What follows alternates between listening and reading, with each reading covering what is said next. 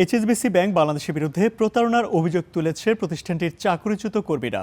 শনিবার রাজধানী পল্টনে economic reporters forum ERF অডিটোরিয়ামে আয়োজিত সংবাদ সম্মেলনে এ অভিযোগ করেন তারা।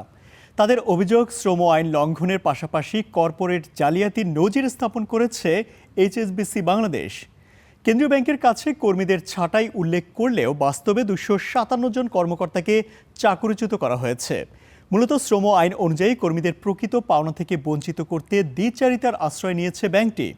চাকরিচ্যুতরা অভিযোগ করেন, তাদের নেয়া গৃহঋণ সুদ 3% হলেও চাকরিচ্যুতির পর তাদের থেকে 12% সুদ আদায় করা হয়েছে। এইচএসবিসির বিভিন্ন দেশে ছাঁটাই করা কর্মীদের বেতনের 120 গুণ পর্যন্ত অর্থ পরিশোধ করলেও বাংলাদেশের ক্ষেত্রে প্রতিষ্ঠানটি পরিশোধ করেছে মাত্র 15 গুণ সমপরিমাণ অর্থ।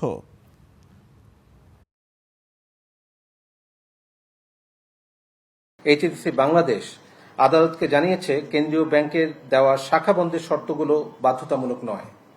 এটি শুধু আমাদের জন্য নয়, দেশের পুরো ব্যাংকিং খাতের জন্য একটি উদ্বেগজনক নজির। এইচএসবিসি বাংলাদেশ নিজেই 60 গুণ পর্যন্ত ক্ষতিপূরণ দিয়েছে।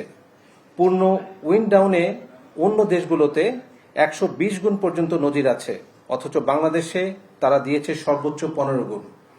নিজেদের প্রতিষ্ঠানের ইতিহাসের সাথে এবং বাংলাদেশের সাথে এই বৈষম্য কোনোভাবেই গ্রহণযোগ্য নয়।